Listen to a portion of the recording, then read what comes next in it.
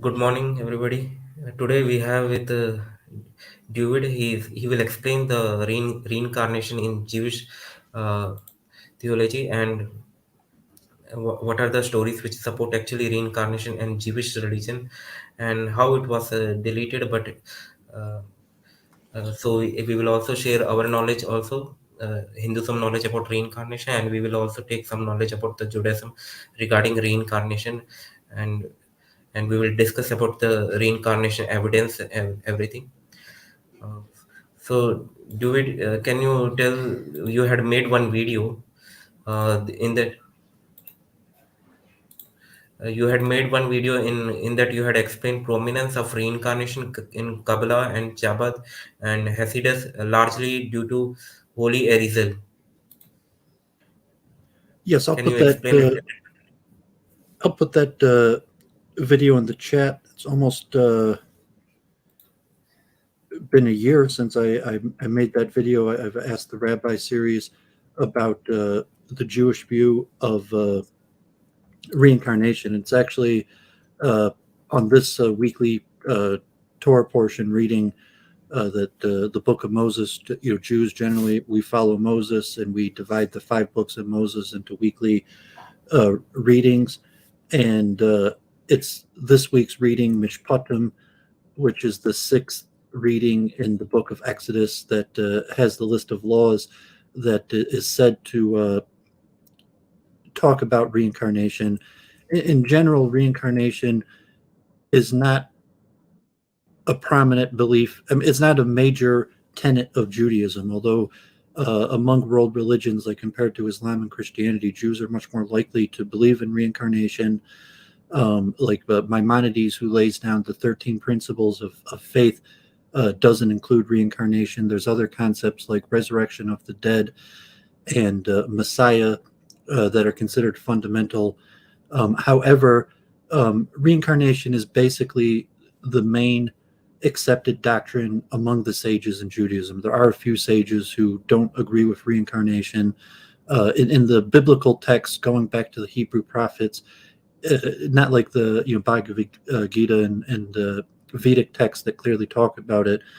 There's hints and allusions and verses that make sense according to reincarnation, but it's not explicitly stated. The Kabbalistic text, which first started appearing about 2,000 years ago, most famous Rabbi Shimon Bar Yochai in the Zohar. Historically, the literature doesn't come out till like 1,000 years ago.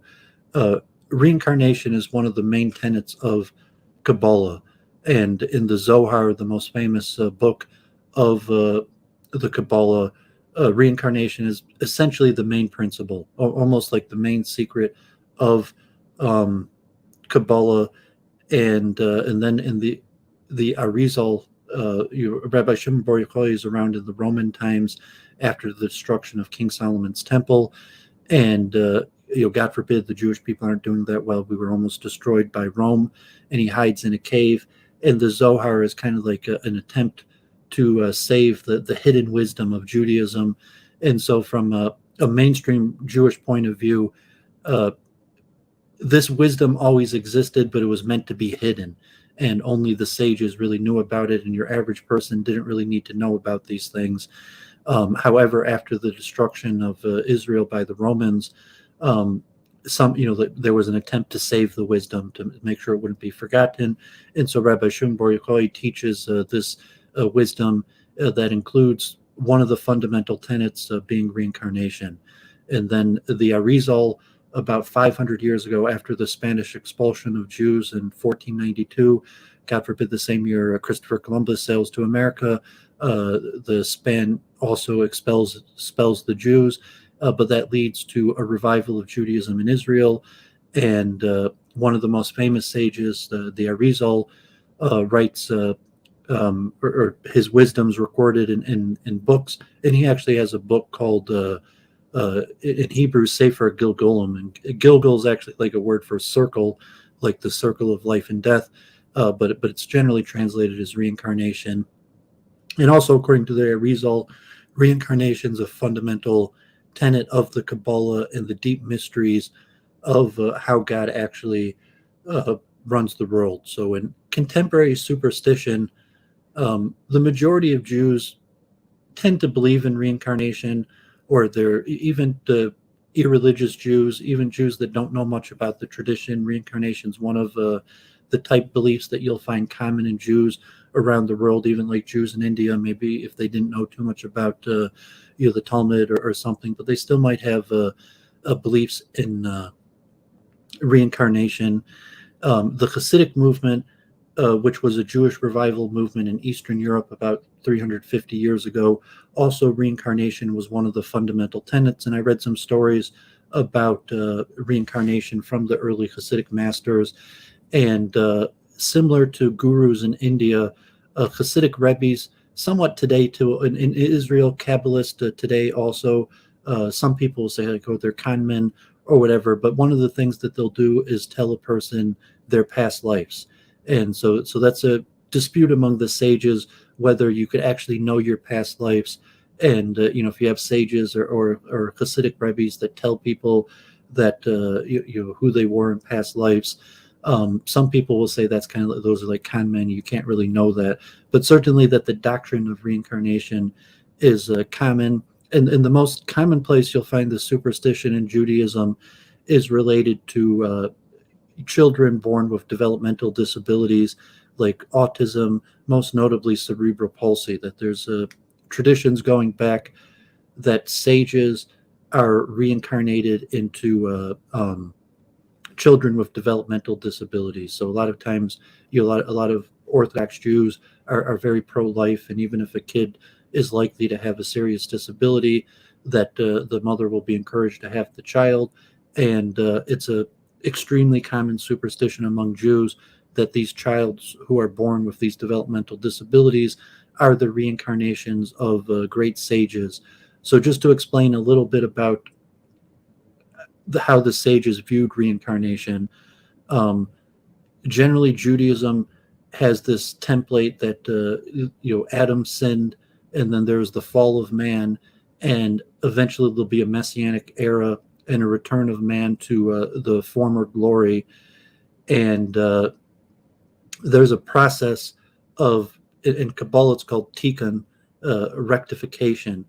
And the idea is that you can't rectify oneself in one lifetime. It takes multiple lifetimes to rectify ourselves. So the earlier Kabbalists generally held the view that a person was reincarnated 3 times, and that was the chance towards rectification, that a person couldn't, so to say, the whatever damage was done in the soul, and we could get more into what this means, but a person basically had 3 different lifetimes in order to completely rectify the soul. And then after that, the soul would either be part of the resurrection of the dead in the utopian society after Messiah comes, or not, or partial souls that would come together in other souls. And then the later sages generally got rid of the 3-time the 3-time rule, and said that reincarnation is just a regular process. And so the Zohar takes the biblical stories and says who's a reincarnation of who. And the AriZal also, where the famous prophets and stories in the Bible, that it'll explain a deeper level of the mysteries of the Bible through reincarnation, similar to the Vedas, where to say the reason why this person went through these trials and tribulations in their life was because of mistakes they made in a previous lifetime, and then explaining the biblical characters, like saying that this biblical character was a reincarnation of a previous biblical character, and their karma, so to say, in the next lifetime was due to either good or bad deeds that they've done in a previous lifetime. So in that respect, I think that reincarnation is very similar to the Hindu doctrine. And just to mention, the Zohar has a story about a rabbi's meeting with the sages of the East, and the East having these secret wisdom books that explain such topics as reincarnation. And from the biblical point of view, I mean, God forbid, it sounds a little bit like Aryan invasion theory, but Abraham has multiple children, and the B'nai Keturah sends east, and Abraham gives them wisdom, and goes east. And so some of the Kabbalists claim that the Vedic literature is actually the wisdom that Abraham, and Abraham is also grammatically like Brahman. Avram in Hebrew is the same root structure of the words Brahman, but that the Vedic wisdom is like prophecy and true. And for whatever reason, that, I mean, from a Judeo point of view, that God chose the Jewish people for a special wisdom, a mission, but certain secrets of how the world operates were given to the East, and somewhat venerating or validating the Vedas as true wisdom in such topics like reincarnation was purposely given in the East. And so that's also mentioned in the Zohar. And so I guess I'll leave it with that, and we could go more into detail. Like, proof of reincarnation is more a recent thing with the scientific method. So reincarnation has like explanatory power of why are we here, and a connection to the ancestors that generally like reincarnation is connected, like Jews reincarnate as Jews, or people reincarnate most often the same family line. So reincarnation generally has a role to play in what's our purpose in life, and how does it connect us to our ancestors. And the expression in the Hebrew sages is Maisa Avo Sinem Labonim, that the deeds of the father are assigned to the sons, and basically saying, similar to the Vedas, that but with the Bible, that kind of the roles a play, and the actors are the same every generation, and it's the ancient prophets that's the essential play. And saying, what's our purpose in life, that you could look at the Bible and say that it wasn't something that happened in the past, it's something that's happening in the present, and our souls are essentially trying to fulfill the same thing that our ancestors' souls. So even if I'm here in Detroit or you're in India, that we could look to the Bible and try to find our answers to why are we here, what's our purpose in life, and then understand, like, who are we really. It's saying we're really the soul, and the soul that we are isn't necessarily so important, like who I am today or who you are today, but who we were in previous past lives. So that's kind of like an overview of Jewish reincarnation generally, that to have explanatory power, also like for why as I said, with like children with developmental disabilities, for explanations for how the righteous are rewarded or the wicked are punished, and then also to help a person understand what our mission in life is, and then also to create a template of the ancient biblical stories, and to say that it's not just stories from the past, but that's really the explanation for what's going on in our current life, no matter where we find ourselves in the world. And not just like because the stories have meaning and lessons to learn, but because say we're literally a reincarnation of the souls of these sages or characters in the Bible.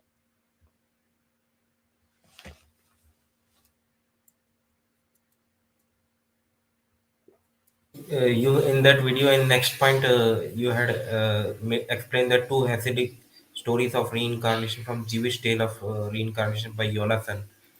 That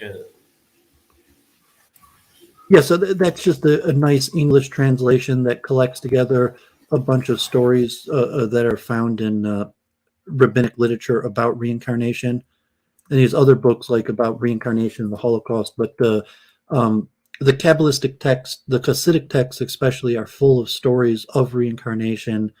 And so, I just read a few of the stories of reincarnation from that book. So, you say the reincarnation is an accepted process of how life operates, like transmigration of souls and the fulfillment of destiny over multiple generations.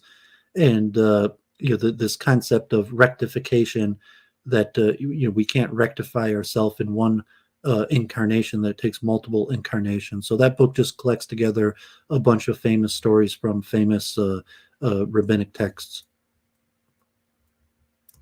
Uh, and you think in ancient times Judaism has a connection with the Hinduism, or maybe they both are the same religion? Like, do you think like that three Well, I thousand said, years ago, or maybe well, I was more? saying that in according to the Zohar, that no, I mean the connection was lost. That Abraham um, knew this wisdom, and he sends his children east, and then there's a disconnect. Like in ancient times, there's a big disconnect between east and west. And but saying from the very ancient times, it was a universal wisdom, and then the wisdom kind of gets lost, and only a handful of Hebrew sages are familiar with the wisdom, but the wisdom was sent east. So for whatever reason, from Judaic point of view, that God chose to reveal this wisdom in the east, and then later to reveal it to the masses in the west, and the Jewish people through the Zohar and the AriZal. So it wasn't necessarily uh, like there was a connection, but there was because probably travel and communication between east and west in the ancient world was very small. The Bible and the Talmud only has a handful of stories. I mean, there was connection. There was the Silk Road and trade, but in the even in the Talmud, there's probably less than 10 stories total of meetings between sages of the East and West. Like Jews worship Yahuwah God. So, do you think does it have a similar concept of God in Hinduism, also Yahuwah name like that?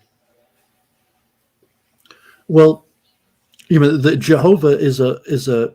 I've spoken to Hindus, and I forget the Sanskrit word because I believe there's a similar term. Maybe you'll know it. That Jehovah is a permutation of the word to be, and generally, like Jews are impersonalist, and so it's an impersonal God, and we don't know who God is. We don't even know really God's name, and the word Jehovah is the word to be permeated in all three tenses: the hoya hoiva v'yiya, which that was, that is, and that will be. So when we speak of God and call God Jehovah, we're talking about the God that existed before the creation of the world, the God that sustains the current world, and the God that will exist after the world is no longer in existence. And like idol worship is essentially kind of like Islam. That Jews are uh, extreme impersonalists. So we don't know who God is. We just know that God is this great force that existed before the world was created and will exist after the world no longer exists. And And we also actually, believe in the Judaism, prophecy that this God, chose and spoke to the prophets. That we believe in the scripture and the prophets and the sages. That whoever, say that this great single God that created the world and sustains the world, did make contact and give, this wisdom over to man. and actually, where Judaism religion starts from, your screen is freezed. Do it. The what?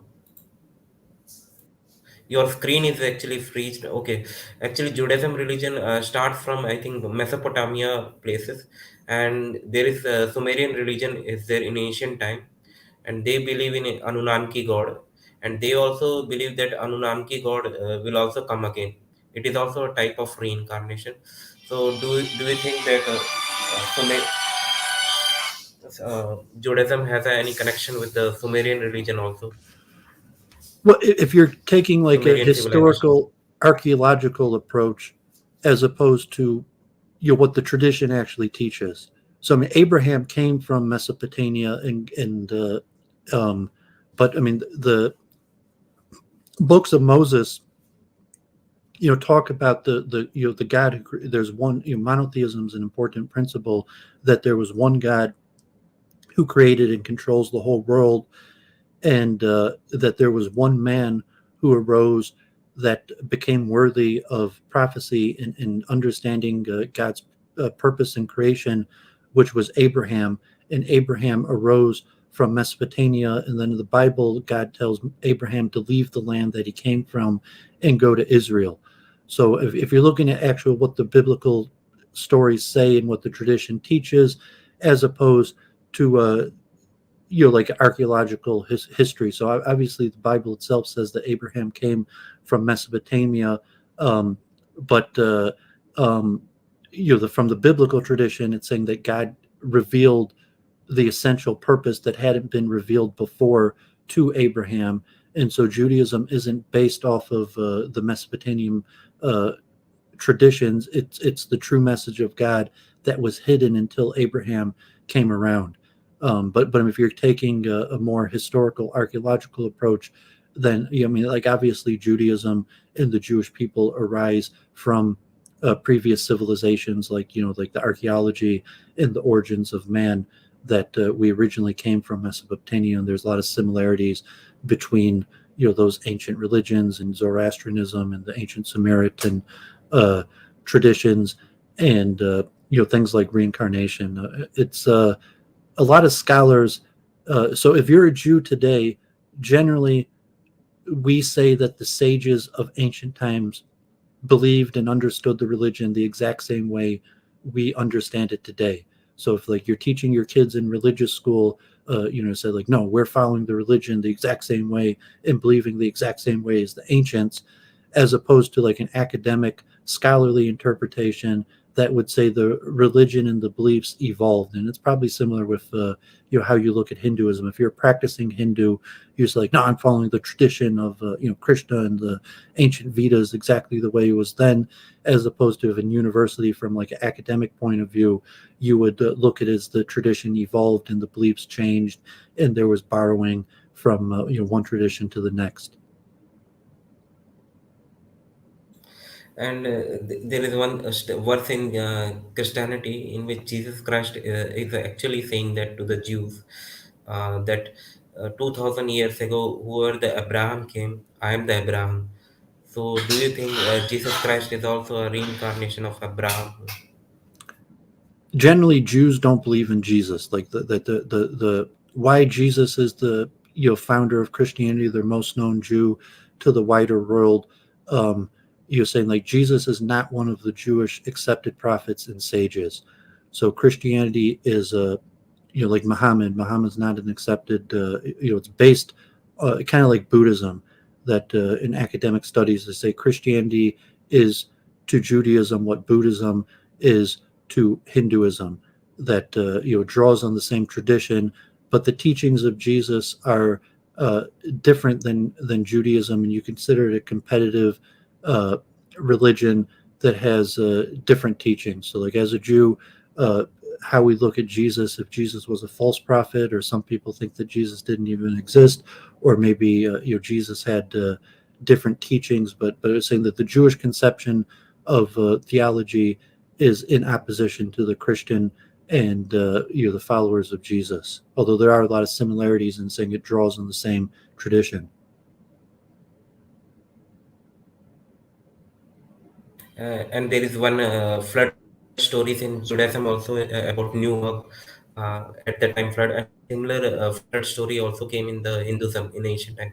Do you know a little bit about this flood stories? Um, well, I mean, you're talking like the Christian stories about ancient. I mean, people who went Actually, in to India ancient in time, ancient one times. I mean, some people say Jesus spent time, and then in Kerala, like I think Saint Thomas. Um, but I mean, so those are Christian stories, oh, not Jewish stories. a huge flood came, and then Noah, some they make a ship to prevent everybody from the flood. Oh, okay. Okay, yeah. Like The that flood is story is there. the flood is the major story in the Bible. It's saying that God, humanity existed in a different form, and then even that we were vegetarian, and then for whatever reason, largely due to the sins of man, that God destroyed humanity besides for Noah in the ancient flood. So that's a story at the beginning of the Bible. It corresponds to maybe ancient flood traditions like in the Gilgamesh and the Sumerians. But yeah, the flood in Noah is a fundamental story in the Bible, and saying, according to Jewish understanding, also Christian and Islamic, if they accept the Mosaic tradition, that all humans descend from Noah. Really, all humans descend from Adam, but all of humanity besides for Noah was destroyed due largely to the sins and fallen state of man, and we were given a chance to restart through Noah, and so Noah is the common father of all of humanity.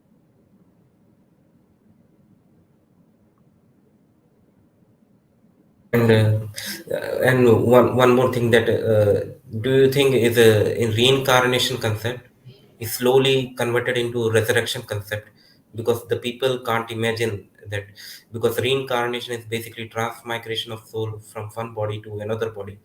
So they thought that, because they can't imagine, so they thought that dead bodies may be alive. So it was slowly converted into resurrection concept like that. Well, I mean, if you're asking from a historical academic point of view, it might be the opposite, because it's also related to the concept of burial, which is extremely important in Judaism as opposed to cremation, and that a fundamental tenet that the sages say we're required to believe is the coming of Messiah and resurrection of the dead. That is believed that at the end of days there will be a utopian society where man acts perfectly, and Messiah will come and do the signs that are mentioned in Isaiah, of peace and ending the cycle of birth and death itself, sickness and disease, and that the righteous will rise from the grave, and in the same form that we existed in our lifetime. And so the concept of resurrection, like Jesus, was a more mainstream Judeo belief, and it's still a required, relatively doctrine of Judaism, that when Messiah comes, that the people who were righteous and merited, like so say, like if my ancestors died, and Messiah didn't come, we still live in the fallen state of man. But if they were righteous enough that when Messiah eventually comes, all of the righteous people of all of the previous generations will live together in the perfected state. And it's this resurrection concept that literally is people rising from the grave and taking life again. So the resurrection of Jesus isn't really a reincarnation; it's more a reanimation of the same body. That saying that, not like the soul. Reincarnation is more a belief that my soul that enlivens me right now, that when I die and leave this body, that the soul will enter a new life form. So the resurrection is saying that the soul will re-enter and re-enliven the same body. And that's the connection to burial, that is saying if you get cremated, you can't be resurrected. So I mean, they're somewhat similar in beliefs. It could be considered like maybe ancestor worship from an academic point of view. But there's a difference between resurrection and reincarnation, because the soul doesn't go to its next lifetime. The soul enters the exact same body it was in. And then even what I said about the perfection, like having 3 times, I mean, so if you live a perfect life and you do your perfection, then you don't need to be reincarnated. And like if I was perfectly righteous, like unfortunately I'm not perfectly righteous, and merited that I should be part of the resurrection, that I don't need to be reincarnated, because this body that perfected itself would be resurrected and part of the ultimate resurrection. So reincarnation is kind of like a clause that if you mess it up and you don't fulfill the duty of your lifetime, that you're given another chance. So from a Kabbalistic point of view, resurrection and reincarnation go hand in hand, but reincarnation is kind of like a clause. Generally, like I said in the video, it's the mercy of God, that reincarnation is an element of God's mercy, that like many Catholics and Christians believe you only get one chance, and if you mess it up, you go to hell forever, and there's nothing you can do about it. So reincarnation in Judaism is like the mercy of God of giving us a second chance, But the Judeo belief is still resurrection and Messiah, that the ultimate goal is to be resurrected after Messiah comes. And, so reincarnation means that you failed, that my soul gets reincarnated because I failed and therefore have to take a new body. But had I not failed, then the body that I'm currently in would be resurrected at the end of days, if that makes sense to you.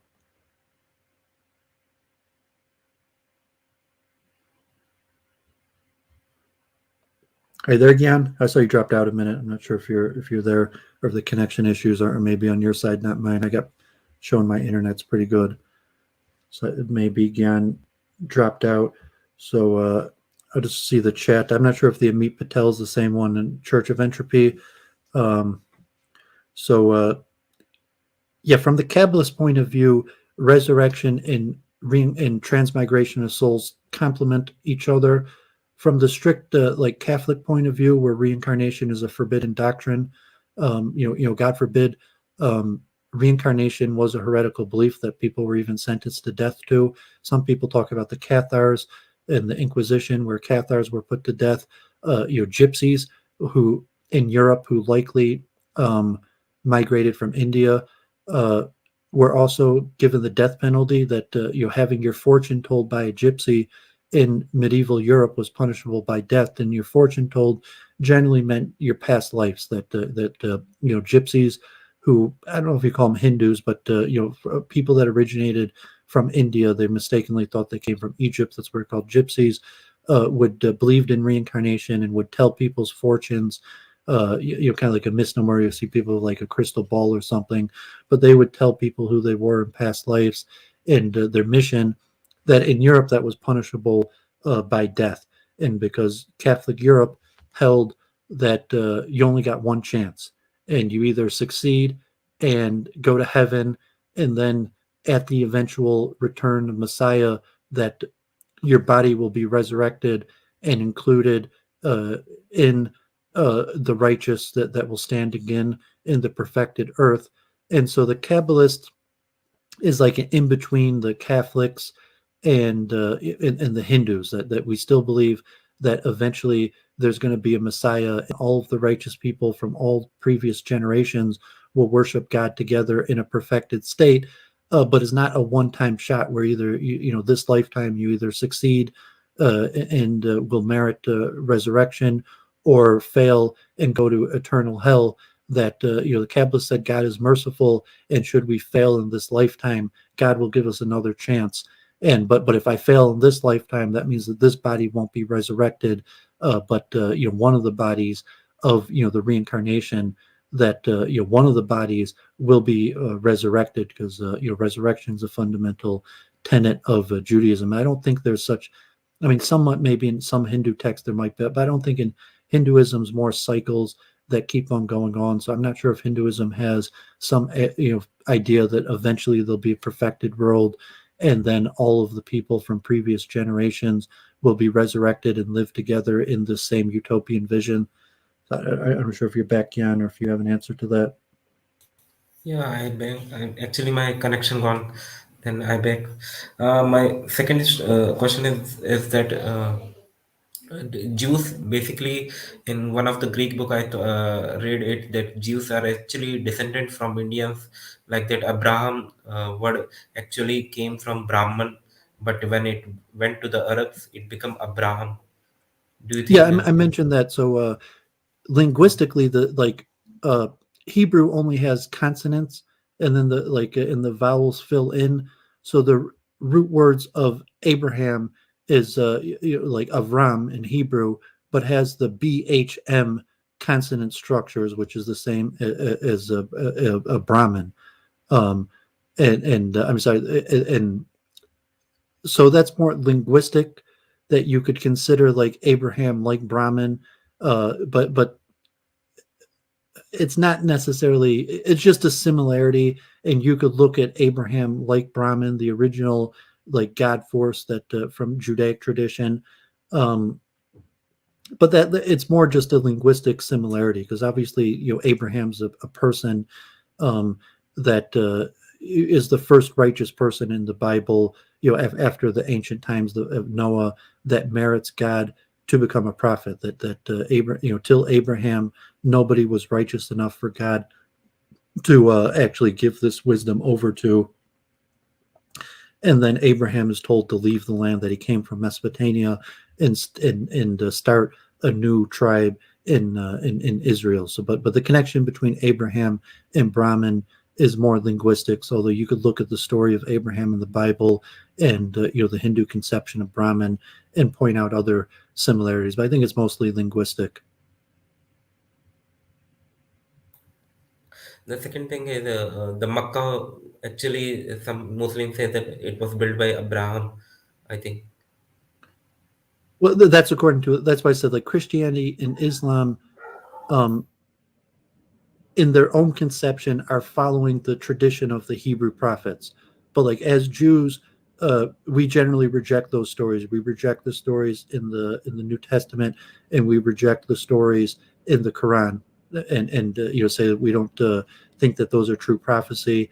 So Islamic people believe that, but saying Jews don't think that that's the case, and there's a lot of differences that we could talk about. I mean, if you want to talk with Muslims, they believe that Ishmael. So the stories in the Bible, like I mentioned, Qatar, and Abraham sends some children to the east, and the belief that the Vedas possibly came from. I mean, and really, like, most of those have been rejected, and it's the origin of. Are you familiar with Aryan invasion theory?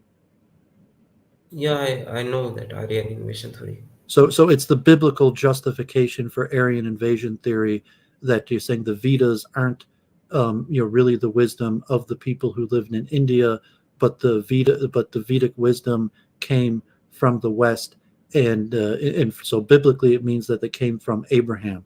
That Abraham, has children from the his chosen son, Isaac, who is the father of Jacob and leads to the Jewish people. But he had other children, the B'nai Keturah, that go east, and according to the biblicist, found the Vedic tradition.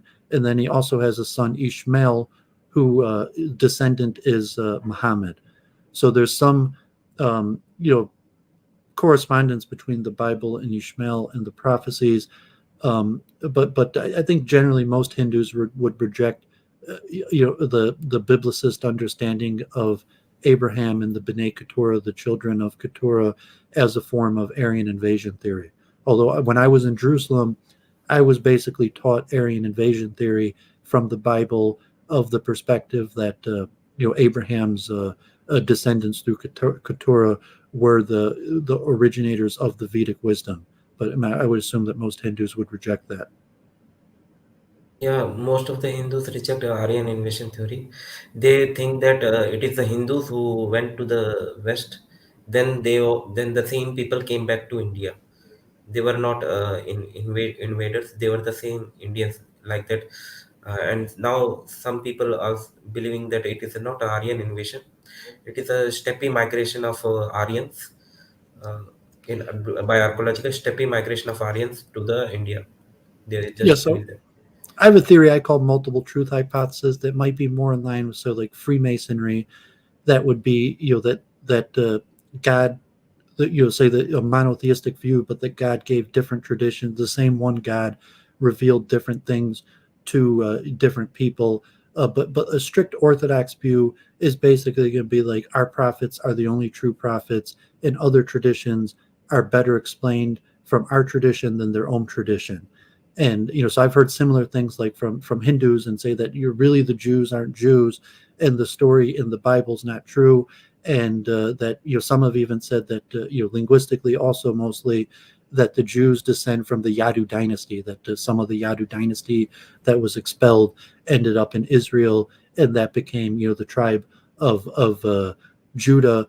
And it's basically the idea that causes people to think like this is the exclusivity, to say only my tradition is true, and I'm not going to listen to your tradition to explain itself. I'm going to use my own tradition to explain your tradition. So I take a more universal approach, where I believe my tradition is true, but I also accept that your tradition could be just as true as mine, and the same God that revealed our tradition to my ancestors may have revealed your tradition to your ancestors.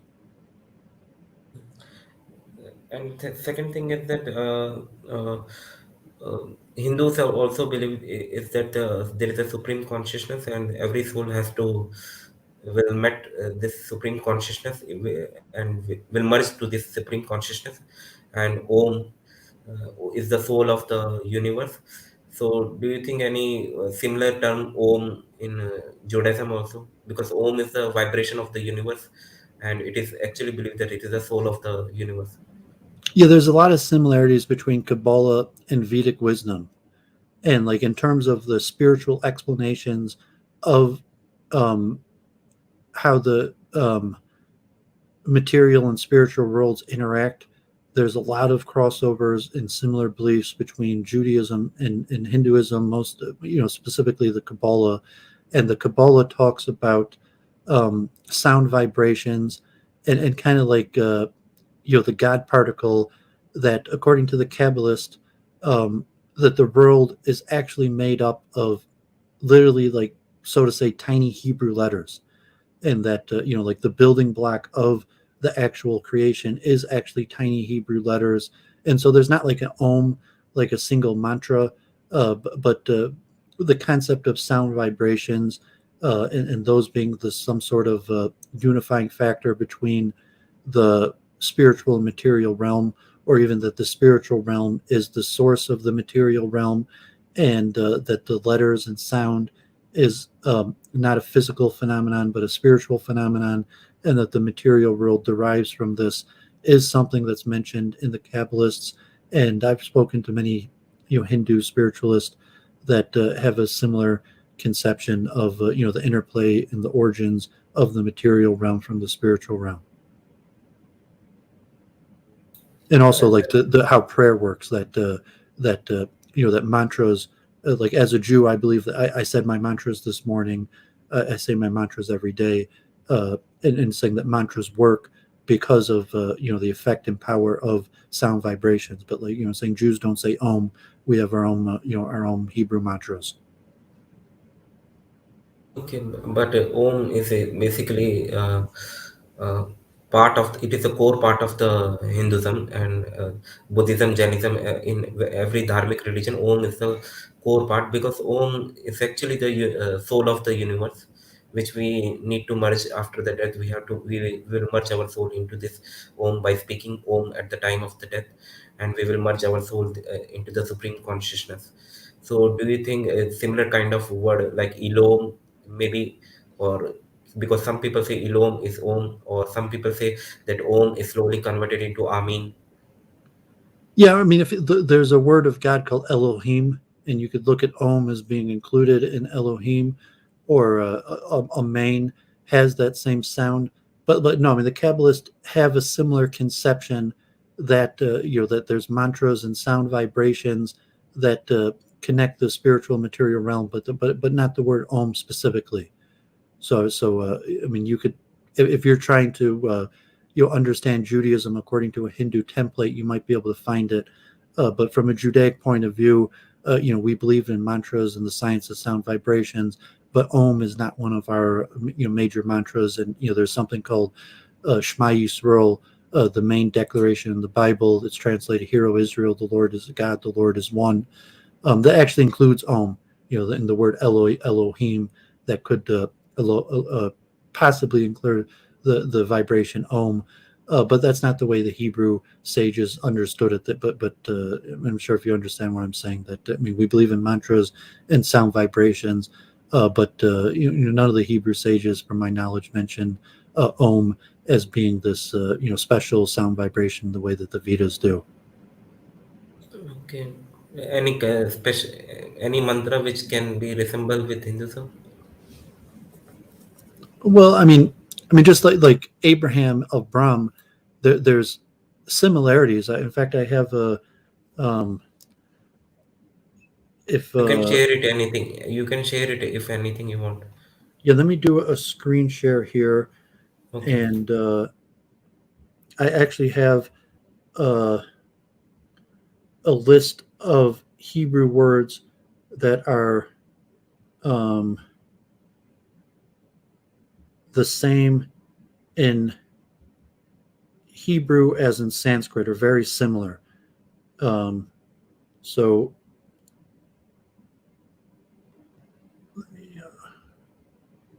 so my file is opening.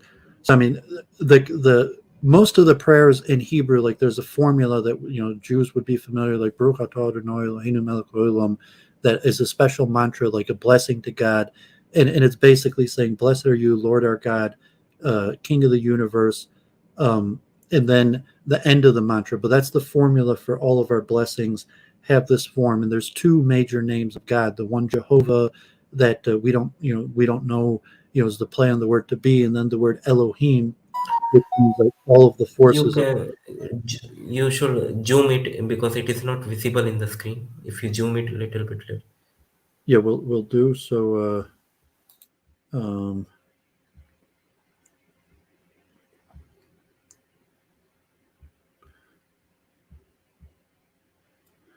so this is actually from a man, Bhakti Ananda Goswami, and um, It's gone. you've heard of I him, think. Bhakti Ananda Goswami. Yeah, I know. It's gone. International Society of Krishna Consciousness. Yeah, so he's like a Jew from part of ISKCON. He connected together a series of words that are the same, almost the same in Hebrew as in Sanskrit. Is this big enough you could see it?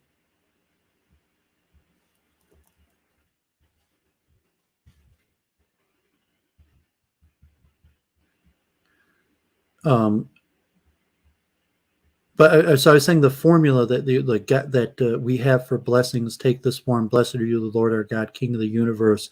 But there's biblical verses, and we believe that anything in the Scripture is kind of like a mantra. So if you say any of the verses in the prophets, so here this is alphabetical, like Agni in Sanskrit is the god of fire, is the same word like Noga, the root word for fire in Hebrew. Ahimsa, like God forbid, in politics, people have heard of Hamas, which is a current called like a terror group or a military organization in Palestine. But the word is in the Bible, and Hamas means violence. So like ahimsa is non-harm. The A means non. So like, so himsa means harm, and ahimsa means non-harm. So the Hamas is the same word in Hebrew, and so this list has a whole bunch of Atman.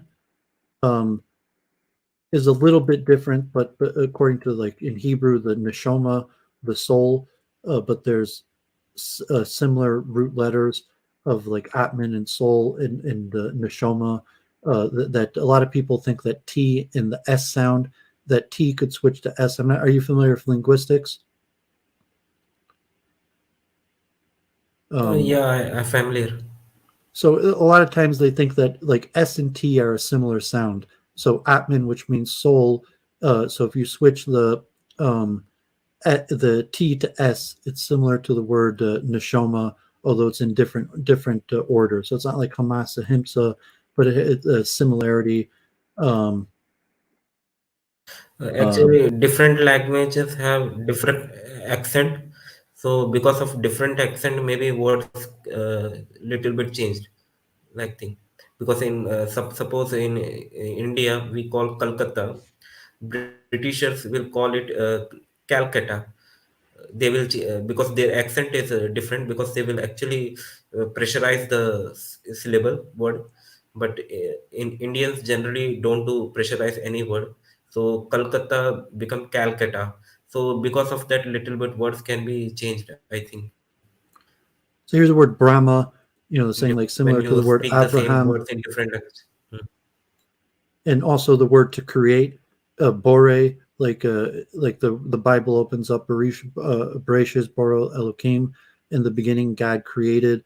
So the root letter Bore, to create, is like the conception of Brahma as creator, and Um, there's a lot of words that are similar, like the word for cattle or bag.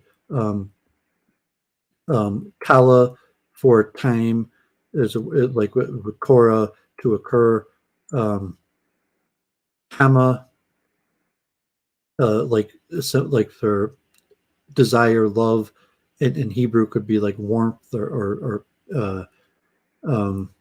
so I have a list of so karma itself in like if you switch the K to a G, gorim in Hebrew means to cause. So if you look at like karma is the law of causation. So in Hebrew, gorim is means causation. Um, Krishna, if you look at the word Krishna is meaning black. That Shakur uh, um, has the same root letters but in a different order that also means black. So I have this list that has some similarities between Sanskrit and Hebrew. Some of them are like are pretty close. So here you have Shakti. Jews would know the word Chazak. So Shakti is like the power of the universe.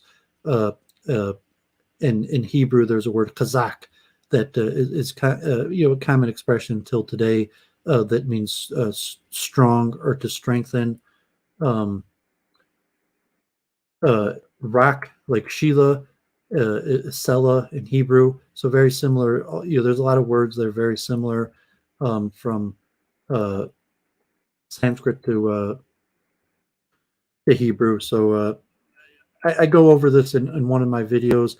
So from uh, a Judaic point of view, like I said, like universalistic, that my tradition is true and my tradition explains all other traditions, that that we would believe that Hebrew is the origin of all languages and that all languages originate from Hebrew.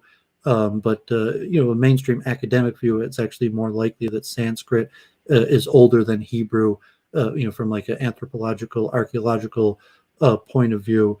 But definitely in terms of the concept, one thing that like Sanskrit, Hebrew was generally, today you have the modern state of Israel, and I went to call like non-Zionistic schools that held that you shouldn't speak Hebrew, that Hebrew should be exclusively used for prayer and spiritual study, and that it cheapens the value of Hebrew to use it as a spoken language. But obviously, in Israel today, Hebrew is the official language.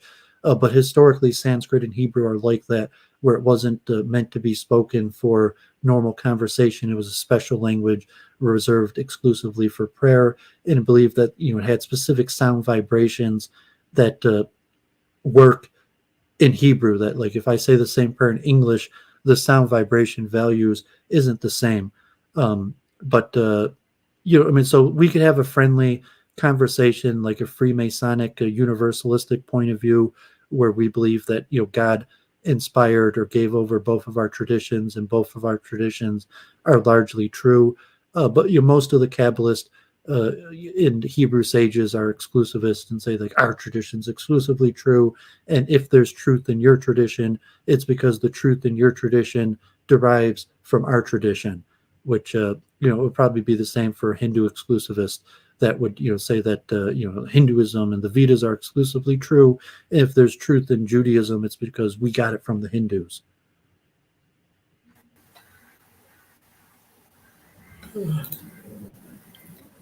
Yeah, a little bit the internet connection problem is there, but yeah, I'm continuously watching your video. And last question is that the greatest evidence of reincarnation, I think it is basically it is a transmigration of soul from one body to another body. And the cases of ghost and the cases of reincarnation, rebirth, both are transmigration of soul from one body to another body. If you see the ghost cases, it is also a transmigration of soul from one body to another body. And reincarnation rebirth cases, it is also a transmigration of soul from one body and to another body, and both are same process. Just the difference it is that in ghost cases it is a transmigration of soul from dead body to the rebirth, from ghost from dead body to the fittest body. in rebirth cases. In ghost cases, from transmigration of soul from one body to the new body, which to the another body which actually it possessed. So, do you think also like that? Yeah, I'm saying, and even in Hebrew, the word Gilgal means literally comes from the word a circle. So reincarnation is meant like the circle of birth and like in Hinduism, the circle of birth and death. That's like a circle, and there's some crossover that like going back to Godhead, or some Hindus may understand that. But I was saying generally in Judaism, reincarnation is because we failed, and that it's saying like resurrection is the ultimate goal, and if we fail at our mission, we get reincarnated, and so there's some school of Hinduism that will have maybe similar viewpoints of going back to Godhead, or people only reincarnate because of excess karma, good or bad, but Judaism is more goal oriented, that eventually Messiah is going to come and there'll be a resurrection, and reincarnation is a temporary thing until Messiah and resurrection. So I'm not sure in your system if you have such like reincarnation's a permanent factor of how things work, as opposed to a Judaic understanding reincarnation is a temporary thing that God uses until Messiah comes and the resurrection. In Hinduism, it will continue cycle of birth and death until you will not get a moksha. In moksha means when your soul permanently merge with the supreme soul, then there will be a no reincarnation. Until up to that time, cycle of birth and death will be continue. And second thing is, I want to know about the does Judaism believe in also in ghost cases? You said ghosts? Ghost, because Ye- ghost it is a case of the transmigration of soul from one body to another body. Yeah, I mean, in fact, in contemporary Judaism, that's probably one of the most common, but besides the children born with developmental disabilities believed to be reincarnations of past sages, also fish, like in Judaism, we have things like talking fishes that I believe that sometimes sages are reincarnated to fish, and there's examples where we believe that like you could search the New York Times and people believe that they heard fish talking, but ghost in Hebrew is like dibuk, and the explanation of the phenomenon, like a possession, an exorcism, is reincarnation, and believe that someone dies and their soul, for whatever reason, uh, didn't reincarnate or didn't make it to heaven or hell, and is kind of trapped in the material realm, and then takes over a body, and that would be in Hebrew the word's called the dibuk. And so in Israel or Orthodox Jewish communities around the world, you'll have common cases of this where a person will believe to be possessed, and then there'll be kind of like an exorcist where a rabbi will come and try to remove the spirit of the person from the person. So that's an extremely common belief in Judaism, superstition. It happens in Israel, the news, like quite a few times a year. There'll be exorcisms numerous times every year in Israel, and most people believe it's this not like a reincarnation phenomenon, because in case of a possession, that then the person would have two souls, that the person has a soul that the origin of their soul, whether it's from reincarnation or whatever, but there's this extra soul that entered the person and possesses them.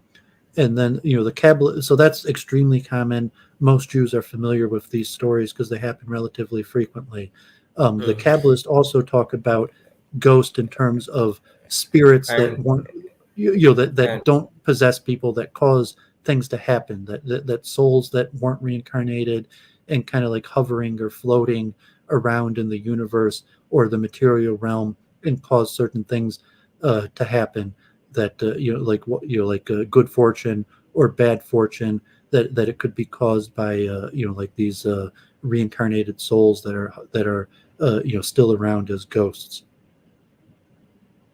I'm talking about this process growth because it is also a transmigration of soul from one body to the another body, and Well, rebirth possession is has two also souls in that case. So it's saying that in uh, case of a possession, the person has their, the regular soul that was meant for that body, and then a ghost, so to say, a soul for whatever reason that didn't properly reincarnate or make it uh, back to the spiritual realm but that enters the yeah, person. Then the purpose of the exorcism is to expel the second soul. But after the exorcism, then the original soul so I'm not sure how your understanding of that would be, but in the case of possession, the person has temporarily two souls in their body, and and I'm not sure if that's how you understand it. no, my point is different. I'm actually explaining that uh, rebirth, it is a transmigration of soul from one body to the fittest body, which is in the abdomen of the woman. And this possessed ghost, it is also transmigration of soul from one body to different body, but and both are transmigration process, and both are same. So if one we can clearly see, so I think automatically second also exists. Second cases rebirth also exists. Rebirth is also a transmigration of soul, and ghost cases possessed ghost. It is also a transmigration of soul. Both process are the same, and I think we can clearly see one evidence possessed ghost. So I think second one will exist. Well, if you want to get Do you technical about understand what I this, say? yeah, I understand what you're saying. So maybe you give them, if you understand this stuff well, a more technical explanation. Because said the original Kabbalist said that you only get reincarnated three times, and it wasn't necessarily that like once you die you get reincarnated right away. And it could be that a person's soul would go to some sort of spiritual realm, or be around as a ghost, or possibly even in animals or other forms, waiting hundreds of years to be reincarnated for the most opportune chance. It's not necessarily like a person dies and then immediately they're reincarnated into a new body. That the earlier Kabbalists said it could be hundreds of years that it would take till the person became reincarnated. The later Kabbalists, more would have thought that reincarnation probably happens right away. And so ghosts and spirits are a common thing, because what happens to the souls of these people before they're reincarnated, and if there's like a purpose-driven reincarnation, and it takes hundreds of years for a person to become reincarnated, their soul to be reincarnated, what happens to their soul, and what is their soul doing during those hundreds of years? And a lot of the sages say that they're around. The spirits are all around us. So I'm not sure if you're understanding like reincarnation is instantly, or if also it could take like hundreds of years for the reincarnation process to happen. Reincarnation in Hinduism, reincarnation basically depends upon the last thought in the brain. So it can be instantly or it can take a long time. It depends upon your karmas, and it actually depends upon the last thought in the brain, last desire in the brain at the time of the death. It will decide in which form you will be reincarnate, whether you will reincarnate in an animal or human being. Anything can be possible, and it is not necessary that you will reincarnate into human being. It can be also possible that your soul will migrate into stones also, planets also, in or your soul can be migrate into the heaven also, and rebirth also into human body. Anything can possible, or your consciousness will, it can be possible, will merge into the universal consciousness also. It can be also possible.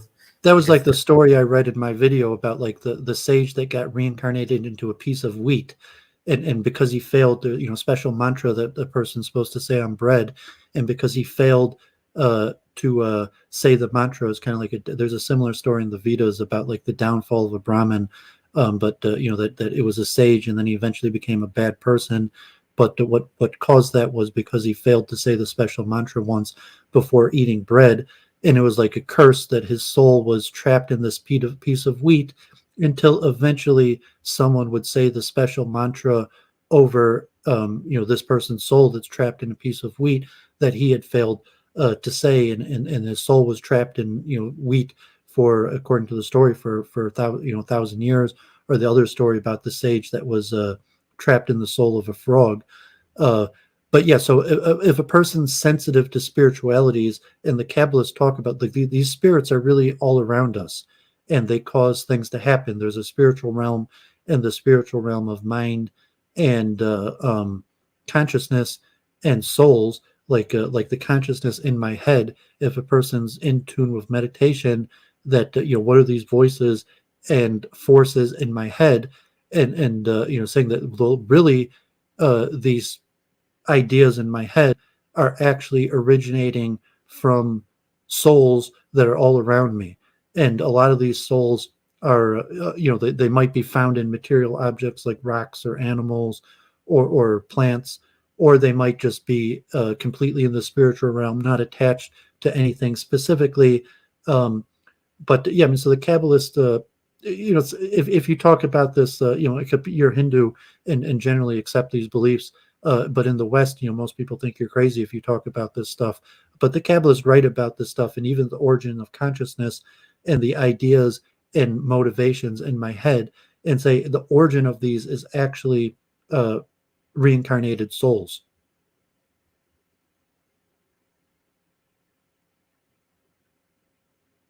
I don't know if that makes sense to you, but I'm saying that's what's in the Kabbalistic literature. Saying like even in Israel, people think you're crazy if you talk about this stuff. So you got to be a little bit careful. But that's why I have so many Hindu friends, because a lot of I said, like, Judaism, reincarnation is not a fundamental tenet. You don't have to Judaism's more actions and laws that you have to do. But this is what our sages talk about. If you read the holy texts and the Kabbalistic literature, this is what they talk about.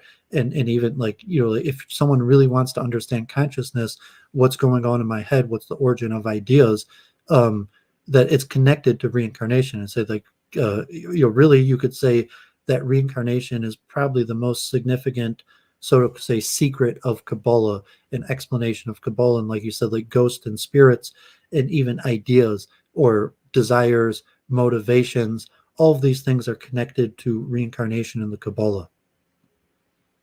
And there is any concept of meditation and yoga in Judaism also, or any link with meditation and yoga, because yoga and meditation is the core part of the Hinduism. Well, so there's daily prayers. Like Kabbalah is not mainstream Judaism. Most Jews accept the Kabbalistic sages, but you rarely study it and are kind of skeptical about these things.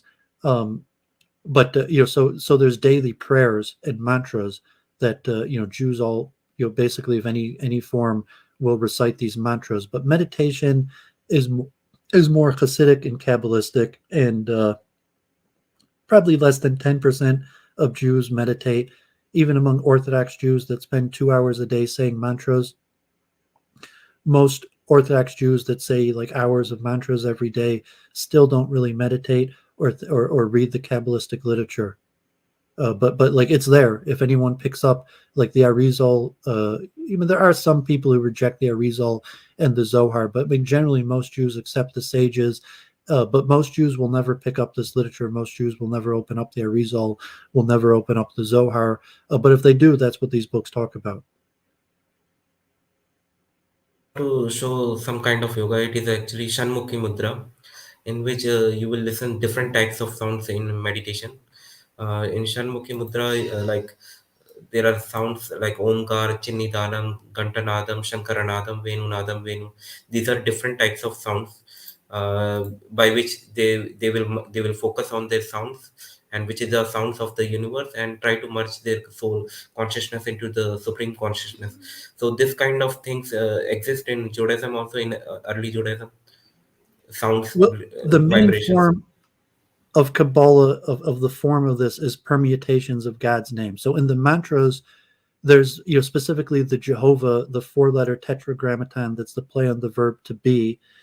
And we pronounce that differently. When we say the Jehovah, we say Adonai, which is completely different. That just means like our master. But the word is really unpronounceable, because you can't permutate the verb to be in all tenses at the same time. So the Kabbalah form of doing this is um, what we concentrate on when we say this 4-letter name of God.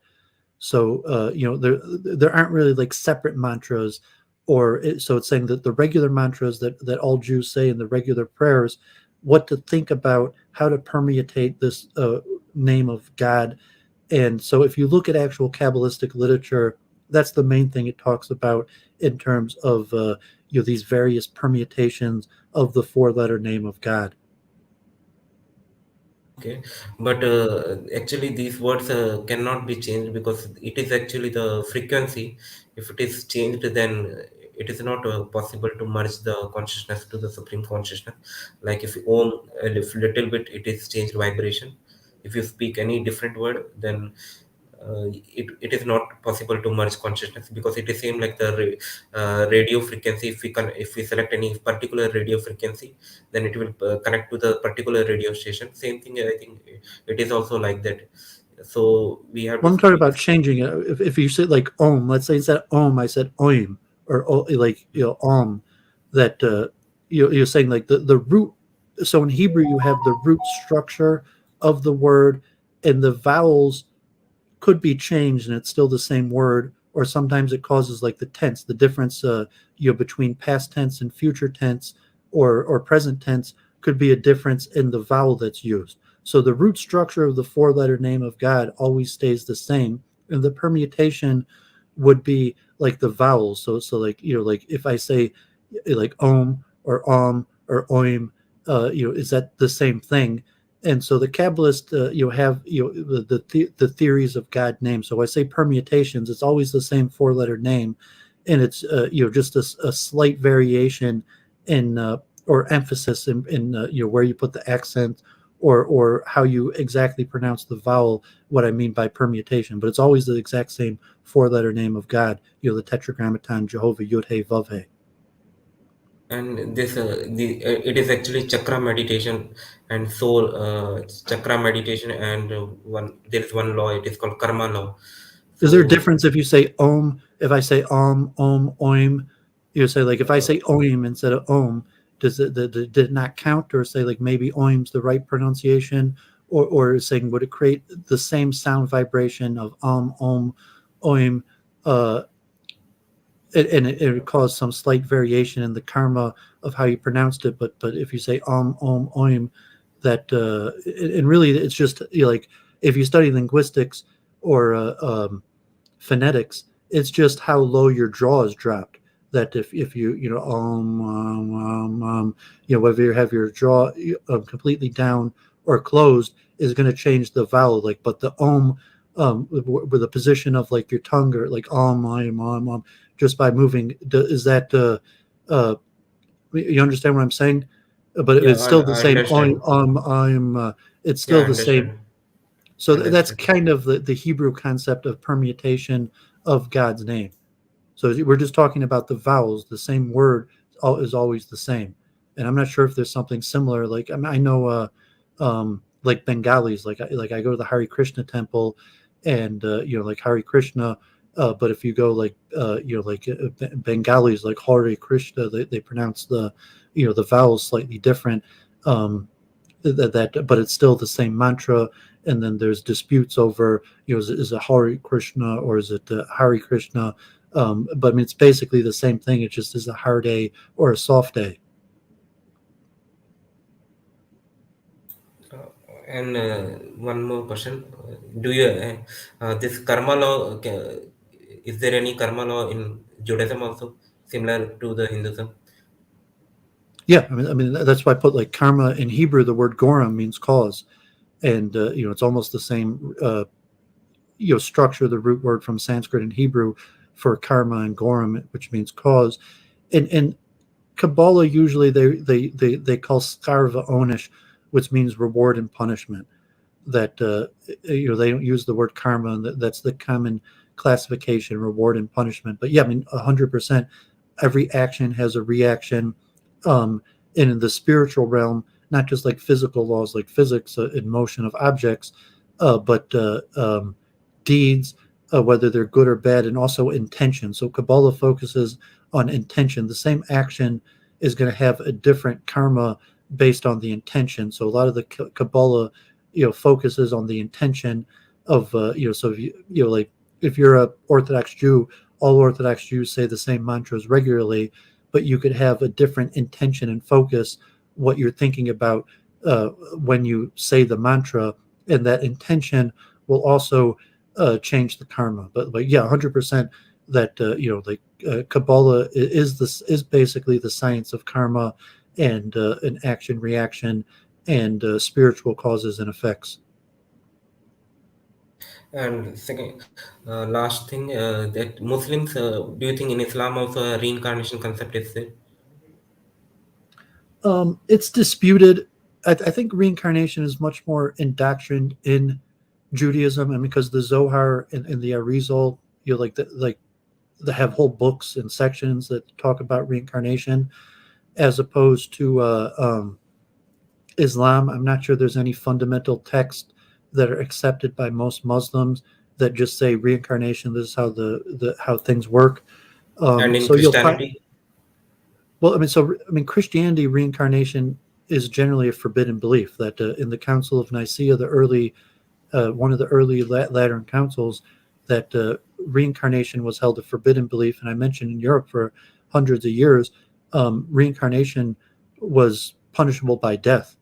And so part of the reason, like the Kabbalah, so it could be because Jews were majority in Europe.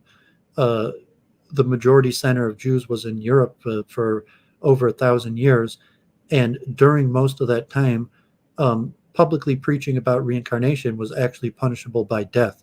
So it's possible that one of the reasons the Kabbalistic Hebrew literature on reincarnation was hidden was because of the extreme anti-reincarnation sentiment among Christians. I saw a Pew survey.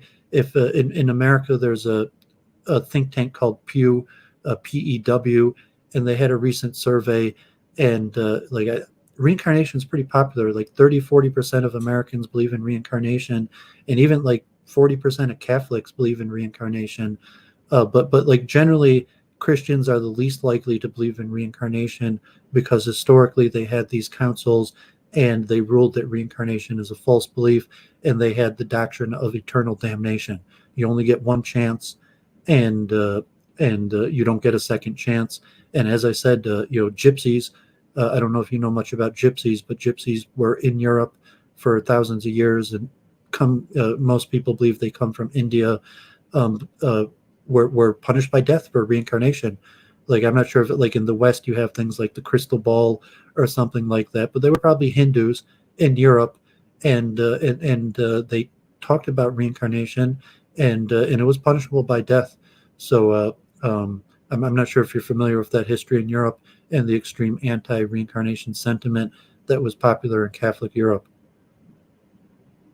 and uh, and because of and this terrorism what we see in Islamic terrorism, it is the root cause of the Islamic terrorism. It is basically because of the fear of the hell. In dharmic religion, basically they believe in reincarnation, so the feeling of sense of responsibility for the future generation, it will be very high. But there is no fear of the hell in dharmic religion because of reincarnation concept. But in Islam, especially, the fear of the hell is very strong, and because of this, Islamic terrorism is there. So, if we have to convince the Muslims about rebirth, then how can we convince?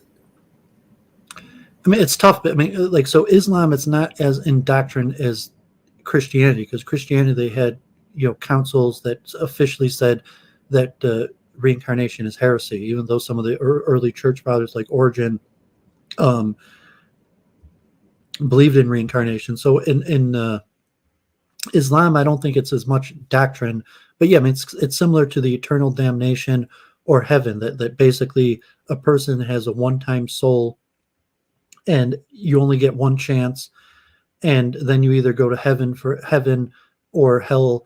And so like a suicide bomber or something, if they think that that they did something, and they're going to go to heaven forever, or avoid hell forever, as opposed to your reincarnation. So um, I'd say reincarnation is extremely logical, and you have to discuss metaphysics with a person, and an understanding of who we are. And you could look at eternal damnation as maybe being logical, or saying that there's like some separate spiritual world that's the origin of all souls, and you're taken out of there just once, and then you're put in this world, and then based on that you're either put back into heaven or hell. But honestly, I think from a pure logic of metaphysics, that reincarnation makes more sense. So if you're speaking to a Muslim or a Christian, I say even today, like Catholics, almost, even though reincarnation is heresy, that it's historically it was even punishable by death, still 30-40% of Catholics believe in reincarnation, according to a recent survey in America. So I think Muslims also, because reincarnation is just metaphysically much more logical than eternal damnation. So I think, like, if you just speak about the pure logic of the metaphysics, what's the origin of the soul, what's the purpose of creation, what's the purpose of life, and does it make more sense that it's a one-time thing and then from there it's eternal, or that there's a process that most scholars would accept that metaphysically reincarnation is more logical. Last thing is, in India, there are many people believe that the Jews are actually part of the Yadavas. Yadavas is actually the tribe of Krishna God.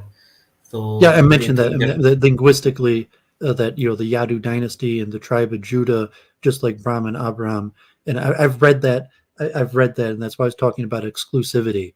That if you think that my scripture is the only correct scripture, that that God gave this scripture, and this could explain every single phenomenon in the world, so that you're not going to understand Judaism from our scripture, you're going to understand Judaism from your scripture. Just like I said that Jews might look at the Aryan invasion theory to say, I'm not going to accept your explanation of your tradition. I'm going to look to my tradition to explain your tradition.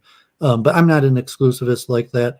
And so, I'm familiar. I've read some of that literature from Hindu exclusivists that try to explain Judaism from mostly. There is some similarities between the Yadu dynasty and Judaism. Also, the curse of I think that there's written that the Yadu dynasty will always be trying to reestablish itself, but will be cursed to fail, and that you could look at like Judaism is a remnant of that curse of the Yadu dynasty of always trying to reestablish the kingdom and always failing. So it is interesting. I've read that. It's pretty interesting literature, but obviously that's not that's not what Jews believe.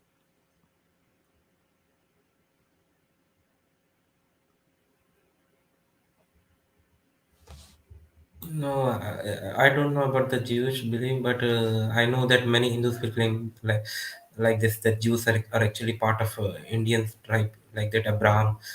Well, I mean, They it's migrate cosmology. from India, like that. There are also some It's people believe. cosmology. It's like, so Jews, we And have our story and the last thing of the is that origin. Well, I'm saying actually I that we forgot. have. Uh, we have one more channel, is a Ujma Khan channel. She also want to take inter. Okay, okay.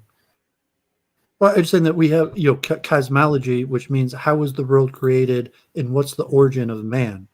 So in the Bible, obviously, we have the story of the 6 days of creation and Adam and then Noah and all the nations descending from Noah, and our understanding, saying that you, according to Jewish belief, you're a descendant of Noah. So if you have your own tradition that comes with your origin, we're saying, well, I still believe that you're a descendant of Noah. And obviously, Hindus don't have a different cosmology. And so if you're just going to take, the origins of all humans, and you're going to look at your scripture as the answer for the origins of all humans, you're going to end up explaining our tradition according to your tradition. And so that was the point I was making. So like Jews are going to explain, maybe like the Aryan invasion theory, and saying because our tradition says everyone's descended from Noah, and so they probably went east in these various things. And so if you look at your cosmology and the origin of the world as laid out in your scripture and the origin of humanity, that you're going to come up with a different explanation for who people are and what their origins are. Let alone like evolution, like the mainstream scientific theories of evolution. Say like Jews and Hindus probably both reject evolution in terms of our own theory, or then try to like amalgamate like evolution with our tradition.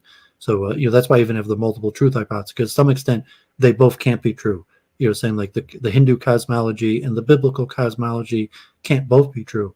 Either the world is 6,000 years old or it's billions of years old. Either Noah is the common ancestor of all humans, or the stories and the Vedas of the origins all humans. And it's hard to because there's so many contradictions between the various cosmologies. In this, and second, does we can apply any quantum physics on the souls also? Well, I love doing that, saying, but no, I mean, I would say quantum physics is a material science. So as we understand material science better, we could understand the connection between the material realm and the spiritual realm. But like, no, I don't think. I mean, I've done videos like on the Hammurabi-Penrose hypothesis, and I stream with this woman, Church of Entropy, and we talk about quantum mind. But no, I think that the soul is a spiritual phenomenon. So quantum physics is a material science, and the answers to the spiritual sciences won't be found in the material sciences. In that one of the video I had made, that in basically quantum entanglement, information will be shared instantly. Uh, but in soul and supreme soul, soul is also the part of the supreme soul. So this quantum entanglement theory we can also apply in soul and supreme soul, like this. I had made Well, this like as an video. interaction. I mean, I would agree with that there's an interaction of the spiritual and material realm. And the better you understand the material realm, the better you could understand the interaction between soul and the material realm. And like you said, the exchange of information. But the soul is non-material, and the quantum phenomenon is material phenomenon. So you can't explain the soul according to quantum phenomenon. You could only explain the interaction of the soul with the material. And so if you understand material at the quantum level, you're going to have a better understanding Quantum of the interaction. in double split experiment, quantum behaves both in particle matter also, both in wave properties also. It Yeah, has. I'm talking tonight on my channel. I reached out. I'm not sure if you've heard of Ashish Dalila. Yeah, Are you quantum. familiar with him? No, I don't know about this book. I mean, he's in India. Ashino. I reached out. Okay. He's written a whole bunch of books, and I'm actually interviewing him on my channel 11 o'clock tonight, tomorrow morning in India. And he's written a whole bunch of books on Vedic science, and he's a prominent engineer. So I'm actually talking to him tonight. Prominent engineer, Vedic scholar, about this is one of the things I wanted to ask him about. But I'm essentially a dualist. Judaism's more dualistic, and I would consider quantum physics a material science, not a spiritual science. I'm not sure if you disagree with that. Okay, but it's no problem. But it depends upon the upcoming science. Uh, and the last thing, do you want to share any PDF, any research paper which you had done? Um, I stream with this woman, Church of Entropy, Sunday nights, week in review. So if anyone wants to talk more, or come on every Sunday night, you could find me on Twitter, Rep DOOOVID, or Facebook, or Discord, or my YouTube. Um, so if you're interested in tonight, check out my interview with Ashish Okay. Dalila in India. But yeah, I mean, we could talk more. You found me. I sometimes argue like politics, like Zobita, and interfaith, and obviously like um, a lot of the current alignment between Jews and Hindus, or Israel and India, is related to common problems that we face with politically with Muslims. Just like King Solomon's temple, the Temple of the Rock, is Terrorism. currently. But like I like more spiritual subjects. But you find we found each other on a political channel. Zobita, and she's also somewhat spiritual. I talk with Muslims about spiritual things. Um, but yeah, I'm happy to continue the conversation. We can talk more if anyone has more questions, or you want to reach out, or talk more. Please do.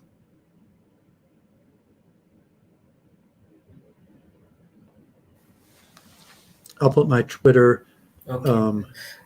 We want I put to my end conversation.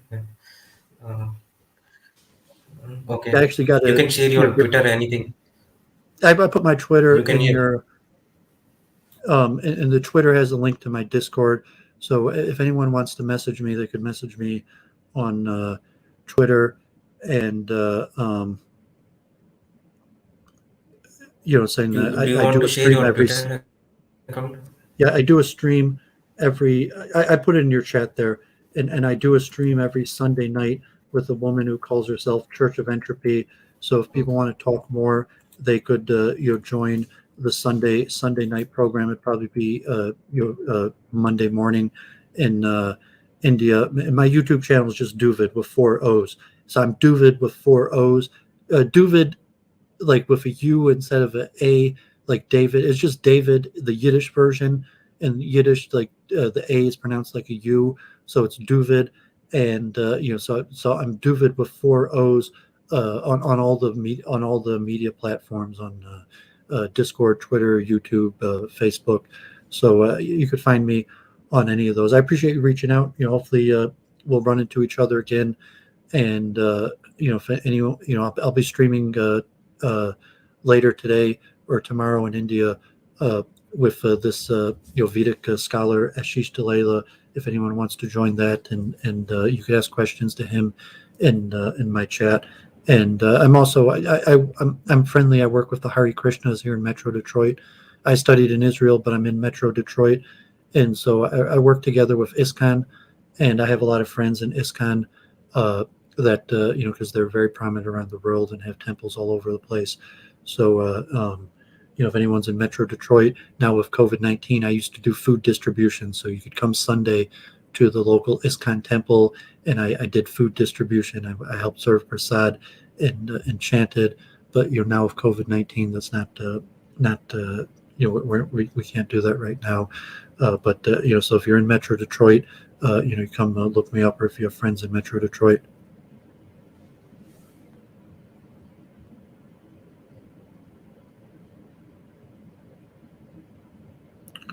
So you stay there again. So it's at You work for 11:30. I'm an engineer. I'm a okay. civil engineer. I You manage work for properties. okay. So Okay, great. I got to do I'm a some work marine today. engineer. Oh, awesome. Mm, I, I went to University of okay. Michigan. The- Alumni, if people are mm, familiar. okay. This is a DOOOVID channel. If anybody wants to subscribe DOOOVID channel, you can subscribe it and share this link. And tonight, I think you will do regarding the quantum uh, related topic, quantum related topic. You will do it. Yeah, I I mean, this think. I don't know how well known he is in Okay. India, but I'm interviewing. I reached out to him, Shabda Press, Shabda Media, in India. So that like I said, there's a lot of. I love the Vedas. I've been studying Vedic in literature for over 10 years now. I chant some Sanskrit mantras, and I have actually even Jagannath deities. Um, I'm not sure if you could see. I have Jagannath deities. Can you see those? Jagannath Yeah, I Bala. can see. So I'm a big fan of Hinduism and Vedic culture, and so I Mm. appreciate you reaching out to me, and hopefully we'll talk again. Okay, we will talk again. And if anybody wants to take your interview again, like Ujma Khan channel is there, and there are many channels out there who wants to take an interview of you. So will you give time, Okay, great. or we will? Okay, great. So just message on my any of my social media. So I gotta get to work here. I appreciate you reaching out. Hopefully we'll talk again. Om, Okay, Shalom, Hare Krishna, blessings, Namaste, and namaste. let's Uh, Thank you for coming. Thank.